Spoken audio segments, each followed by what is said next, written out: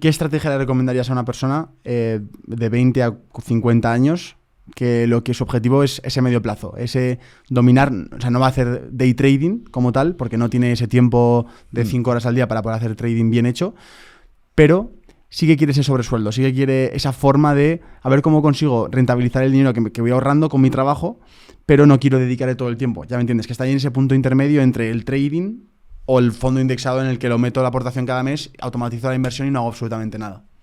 Sí, hay un concepto que se habla mucho y seguramente lo habéis escuchado muchas veces, que es que quien quiere alcanzar rentabilidades superiores al promedio tiene que asumir riesgos superiores al promedio. Tiene sentido. Pero aquí hay una, digamos que son unos puntos suspensivos, es decir, la frase hay que terminarla, ¿no?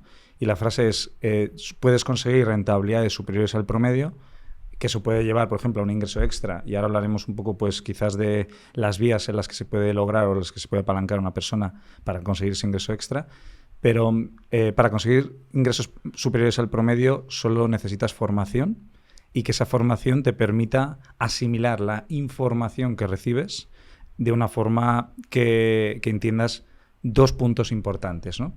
A medio plazo. Porque el mercado, los mercados financieros, la bolsa, se mueven bajo 4 pilares. Si se entienden los 4 pilares, es fácil relativamente ganar dinero. Luego hay que trabajar la psicología de uno, pero eso ya es otro tema particular, ¿no? La primera generalmente es la estructura de mercado, es decir, lo que es el precio, cómo se comporta el precio. Yo he dejado de comprar acciones solo porque el precio me decía que no comprara acciones a pesar de que sus fundamentales eran buenísimos. Y luego darme cuenta, analizando posteriormente, que esa compañía no había anunciado o no había comunicado cuando tenía que haberlo hecho, que había perdido 2 contratos importantes, uno con Facebook y que había perdido como un 30-40% de su facturación potencial. Eso no lo sabes hasta que pasa el trimestre y te lo comunican. Pero durante esos 3 meses estás perdiendo valor, ¿no? Entonces, la estructura de mercado, el precio, entenderlo. El precio es saber analizar una empresa y saber si está en ese precio o está sobrevalorada o está infravalorada. Ver las tendencias. O sea, el precio al final te marca tendencia. Vale. Y la tendencia, si es bajista, por ejemplo, pues algo está pasando. O sea, no tiene mucho más. O si la tendencia es alcista, pero luego el precio se mantiene muy estable, sabes que hay mucha convicción. O sea, es decir, al final interpretar esa parte emocional del mercado te permite también, pues, tomar decisiones a medio plazo interesantes. Entonces, la estructura de precio, generalmente los fundamentales son lo que dirige un poco las decisiones a largo plazo cuando alguien quiere mantener sus posiciones, no comprar, porque quien compra por fundamentales generalmente suele desacertar. De hecho, si ¿Fundamentales? Vamos a traducir la palabra fundamentales. Fundamentales suele estar vinculado a cuáles son las expectativas de facturación, las expectativas de rendimiento de ese activo en el futuro en base a la información de la que disponemos ahora mismo. Es decir, tu opinión de Facebook me gusta. Más bien es... Con argumentos sólidos me refiero. Más bien Facebook va a implantar inteligencia artificial, no la ha implantado todavía, pero asumo que va a reducir costes. Entonces ya compro acciones de Facebook porque no ha ocurrido, pero tengo información ahora mismo que me dice que esto es posible. Y eso es un análisis fundamental, lo que acabas de hacer. Sí, porque es fundamentos, ¿no? Y el técnico sería olvidarte de la empresa que es y mirar el gráfico y el movimiento del gráfico. Sí, o sea, es decir, el técnico, y me gusta diferenciarlo, porque el técnico per se es, desde mi punto de vista, simplemente establecer líneas en un gráfico y bueno, pues eso generalmente a veces suele ser bastante subjetivo. Y bueno, lo subjetivo ya sabemos que al ser humano nos gusta mucho la creatividad y normalmente no suele salir bien. Es decir, cuando el técnico se dice que la gente pierde dinero, ¿no? El 85% de la gente pierde dinero, es porque tiramos de creatividad y no debería ser así, ¿no? Es decir, al final el precio es muy objetivo.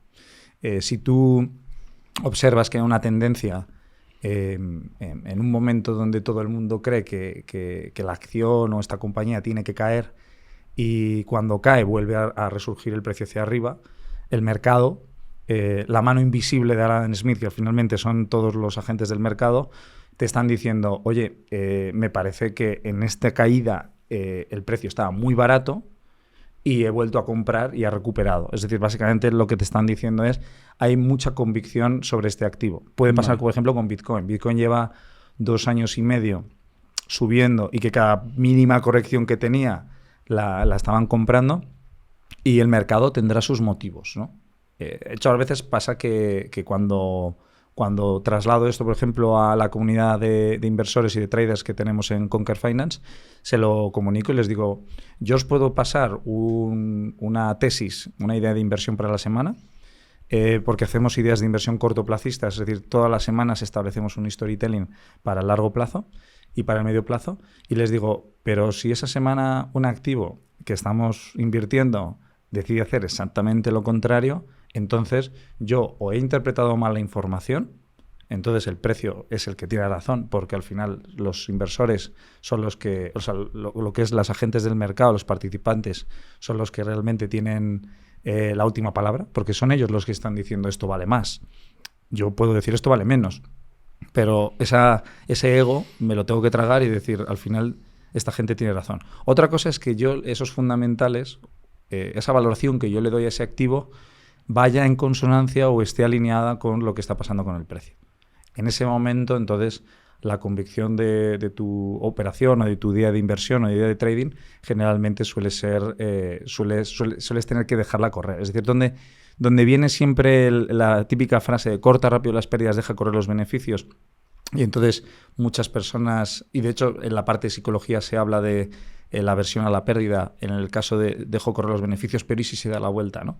Yeah. Eso es porque realmente entonces te falta información. De hecho, dentro de los 4 pilares que os estoy diciendo, que faltan 2, generalmente hay, o sea, es decir, estos 4 pilares son abordados por diferentes metodologías de análisis. Alguien que, por ejemplo, es capaz de entender, al menos, esto es como los idiomas, ¿no? Si tú eres capaz de hablar o defenderte en chino, en inglés, en portugués y en español, ya eres capaz de hablar con más del 90% de la población mundial. Y vas a ser capaz de entender diferentes formas de pensar, diferentes culturas, que te van a dar una riqueza personal a la hora de abordar pues, relaciones o negocios. Pues es que es exactamente lo mismo en el mundo de la inversión, en el mundo del trading. Es decir, no existe una metodología de análisis específica, sino hay múltiples análisis o metodologías, unas te pueden dar muchísima claridad y puedes entender perfectamente cuál es el sentimiento, o sea, qué es lo que está pasando, qué es el sentimiento de mercado, que es el tercer pilar, y saber hacia dónde va la tendencia y cómo debes actuar. Pero también puedes coger y decir, vale, pero el que está haciendo un análisis fundamental, análisis value o de valor, está pensando esto también. Y el que está haciendo un análisis cuantitativo porque está utilizando fórmulas matemáticas o algoritmos, también está actuando de esta forma. Entonces, todos estamos alineados en que esto tiene que subir. Por tanto, la convicción se incrementa y la parte de la psicología o la aversión a la pérdida disminuye, o a priori debería disminuir. Pero claro, es un poco volviendo al origen. Es decir, cuando he empezado y me has preguntado qué debe hacer una persona cuando, por ir haciendo hincapié en esto, cuando me has preguntado qué debe hacer una persona que quiera realmente en el medio plazo y en el largo plazo generar un ingreso extra y monetizar, lo que tiene que hacer es absorber formación que le permita asimilar información del mercado para poder entender qué están haciendo todos los participantes y tomar decisiones en esa dirección, ¿no? Esto al final, cuando acabemos los 4 pilares, es una habilidad que te permite ganar dinero de manera activa, ¿no? No solo invertir y dejarlo ahí, sino tú saber cómo estás ganando dinero. Al final, desarrollas una habilidad. Sí, porque el problema que yo veo en la comparación entre la inversión pasiva y la inversión activa, la gestión activa, es que los gestores activos, salvo excepciones a la regla, 3, 4 actores que sí que han conseguido batir al SP500 en los últimos 12 años, en general suelen estar por debajo, ¿no?, de la gestión pasiva. ¿Por qué? Porque no se esfuerzan ni se esmeran en entender realmente todos los tipos de análisis que existen, la convicción.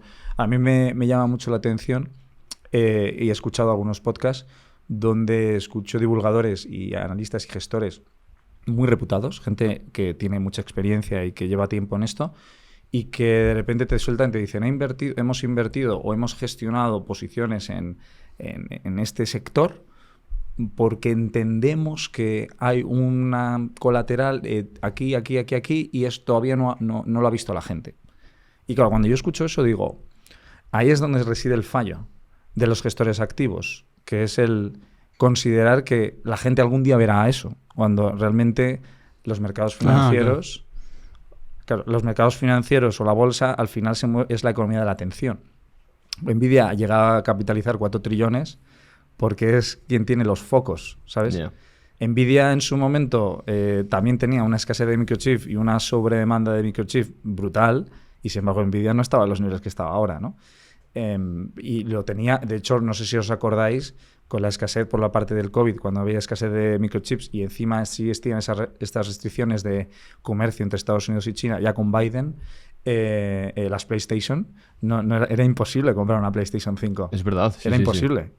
Entonces, Nvidia realmente ya estuvo en esa posición de sobredemanda. Sin embargo, pues el foco de la inteligencia artificial, la economía de la atención, le da ese punto de oye, pues vamos a comprar, que se convierte en especulación, porque ya no es ni siquiera, o sea, trading, no es ni siquiera inversión a largo plazo, porque estás comprando algo por sentimiento, que es el tercer pilar.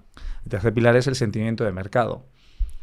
Si yo voy a tomar decisiones a medio plazo o a corto plazo, porque a largo plazo es imposible entender el sentimiento. Ya lo hemos hablado en alguna ocasión, que además con un gobierno como el de Donald Trump, e incluso con Biden, lo que pasa es que Biden no lo publicaba.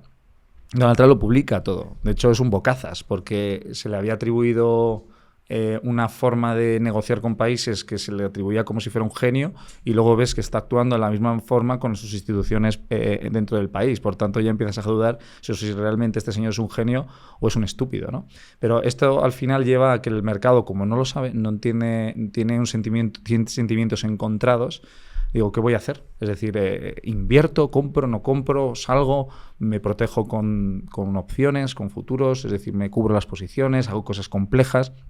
Entonces, lleva a ese punto en el que empiezas a dudar sobre si la inversión indexada o la inversión a largo plazo tiene sentido, y te empiezas a dar cuenta de, ostras, puede ser que realmente esto que me están contando a largo plazo pues no sea tan rentable o tan interesante como podría ser, ¿no? Y luego, por último, el último pilar es la liquidez del mercado. Y la liquidez del mercado suele estar gobernada por dos lados distintos. Cuando os decía al principio que si yo me indexo en el S&P 500 o en aristócratas del dividendo, por ejemplo, es porque creo que estas empresas lo van a hacer mejor que el dólar. Entonces entiendo que el dólar va a sufrir por parte de la inflación por dos vías distintas. Primero, porque el propio gobierno de los Estados Unidos, en el caso del dólar concretamente, pues decida decida inyectar dinero en la economía real. Los gobiernos son los que generan inflación. De hecho, los bancos comerciales y los gobiernos, ¿no? Los bancos comerciales a través de préstamos, y los gobiernos a través de subsidios, ¿no? ¿Un subsidio qué es exactamente? Pues un subsidio puede venir ya sea porque el propio gobierno cubre parte de los costes de una industria, como por ejemplo hace China, y por eso son capaces de exportar y de vender tan barato. Y luego otra forma de subsidiar es bajando impuestos, ¿no? Es decir, pues coges y metes beneficios fiscales a industrias que de alguna forma pues son como créditos que les das para que en ese periodo de tiempo puedan tener un mayor margen y poder crecer, ¿no? Y poder reinvertir. Y esto al final eleva la capacidad adquisitiva tanto de los hogares como de las empresas. Y al elevar la capacidad adquisitiva, teniendo en cuenta que además es un país extremadamente con una mentalidad consumista, pues lleva a que el dólar se considere, aparte ya de que hay una divulgación tan brutal y estar tan arraigado que tener moneda fiat sin realmente generar nada ya es un error, que ya el miedo y el pánico que hay hacia tener dólar o a tener euro o cualquier divisa fiat, porque ya, insisto, o sea, se comunica que el dinero no vale nada, pues lleva a que todo el mundo tienda al consumo, incluso al crédito, ¿no? Y entonces la parte de la liquidez la gobiernan generalmente, lo tienen los gobiernos y los bancos comerciales, y haciendo un poco también, intentando desmitificar o sacar a los bancos centrales de esta línea de incrementar la liquidez, que estoy muy sorprendido de que, y esto sí que me sorprende para mal, que haya mucha gente que son grandes divulgadores y grandes economistas, no todos, pero hay unos cuantos que no entiendo muy bien por qué siguen enfocando el problema en los bancos centrales como que son realmente los que realmente han provocado o provocan que exista la inflación. La realidad es que el Banco Central toma las decisiones que tenga que tomar y lo que hace es comprar bonos del Estado y le presta dinero cuando lo necesita, cuando es realmente necesario, pues porque el empleo, es decir, un banco central tiene solo tiene dos tareas: controlar la inflación y que el país haya pleno empleo. Son las únicas dos tareas que tiene, las únicas dos responsabilidades que tiene. Si ve que el desempleo se descontrola, tiene que bajar los tipos de interés para que las empresas puedan pedir préstamos mucho más económicos o incluso no gastar dinero en esos intereses que tienen que pagar sobre su deuda, para que puedan destinar ese dinero vamos a contratar personas porque lo necesitamos, y por otro lado le prestan dinero al gobierno para que el gobierno también pueda ayudar a la economía, como os he comentado anteriormente, ¿no? Y claro, los bancos centrales se les ha demonizado cuando la realidad es que están aquí para rescatar, no para generar inflación. Y de hecho, si os fijáis, en el periodo de gobierno de Donald Trump, su relación la única persona a la que ha estado insultando o con la que ha tenido malos rollos ha sido con Jerome Powell, que es el presidente de la Reserva Federal. Y claro, es raro, ¿no? Es decir, y lo hace para presionarle, porque dice, mira, nosotros como gobierno de los Estados Unidos llevamos, incluso desde antes de que yo empezara mi mandato, porque ya el problema de deuda de los Estados Unidos viene desde mucho antes del mandato de Donald Trump, vale, en el cual pues no son capaces de levantar dinero porque han perdido. Primero, ya con Biden no eran capaces de cubrir las subastas de deuda. Una subasta de deuda básicamente es cuando el gobierno coge y dice necesitamos dinero, ¿quién viene? Y entonces se lo comunican a todos los bancos, a todos los fondos de pensiones, a las aseguradoras, a todo el mundo, y les dice comprarnos deuda y os pagaremos un tipo de interés en el corto plazo si compras una deuda a 1 año, un tipo de interés a 3 años, lo que sea, ¿no? Al final, ¿son los famosos bonos del Estado, puede ser, o no es eso? Sí, los bonos generalmente hay como 3 categorías, que están las letras, que son a 1 año, los bonos, que son hasta 10 años, y luego las obligaciones, que suelen ser ya pero a 30. Todas esas apoyan a darle dinero a ese país, ¿no? Eso es. Vale, ese país recibe capital para luego utilizarlo como considere, ¿vale? Que... Hemos hablado de muchos temas diferentes, pero también muy interesantes. Para recapitular esos 4 pilares, porque hemos estado extendiéndonos mucho en cada uno de ellos, y tenga esa gente ese resumen para acordarse, ¿qué 4 pilares eran y para qué necesitan saber estos 4 pilares? ¿Qué es lo que fundamentan esos 4 pilares? Vale, un inversor que es consistente y que gana dinero en el largo plazo y en el medio plazo, porque en el corto plazo va a estar teniendo pérdidas y ganancias. Un Warren Buffett. Un Warren Buffett que empezó siendo trader. No sé si lo sabíais. Ah, ¿no? Sí, y que ha terminado de ser value investor. Serían estructura de mercado, es decir, entender el precio. Vale. Analizar el precio y tener herramientas para analizar el precio. Generalmente yo, por ejemplo, lo que utilizo es volumen. Vale. Utilizo el volumen y promedios de volumen, y luego también generalmente parte de subasta en el mercado para ver cuál es la reacción del propio precio. Pero al final el precio es el que manda. Okay. Sentimiento de mercado, es decir, dónde está la economía de la atención, o sea, dónde está la atención en ese momento. Los fundamentales, básicamente es, oye, la calidad de esto está alineada con lo que está pasando con el precio. Si está alineado, entonces puedes tener convicción y puedes sostener esa inversión. Y la liquidez, ¿no? Es decir, que si hay liquidez, que la liquidez es más por la parte de la divisa fiat, por un poco a recapitular. Es decir, interpretamos que si el Banco Central imprime dinero o si el gobierno inyecta dinero, la bolsa sube.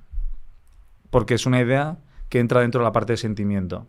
No está ni en la parte de precio ni en la parte fundamental. Sentimiento de mercado es más dinero, bolsa sube. Cuando la realidad es dólar baja. Al bajar el dólar, la ecuación o la división tiende a infinito. Es decir, porque al final el denominador, al tender a 0, división a infinito. Por tanto, tienes todos los activos que estén como contrapartida del dólar, Bitcoin, Nasdaq, oro, plata, todos los que realmente tengan un volumen importante en dólar a nivel global, que son la mayoría, al final van a acabar subiendo. Pero no no porque se demanden, sino porque el dólar ha bajado. Sino porque el dólar se devalúa. Lo que pasa es que luego eso ya lleva, por lo que hemos hablado, estructura de precio, pues es alcista, Vemos que las empresas del S&P 500 superan con creces las expectativas de crecimiento de beneficios y de facturación, entonces, ostras, fundamentales, ¿sabes? Y ya vas uniendo ahí cosas que te van dando convicción. Vale. Pero eso es un poco lo que me preguntabas antes, Sergio, de por qué no soy fan de los indexados a largo plazo. Porque esto cambia de la noche a la mañana. O sea, es decir, cada 3-6 meses tienes que rehacer tus ideas de trading y tus ideas de inversión. Y tienes que revisar si realmente lo que está pasando sigue confluyendo con tus ideas en ese momento.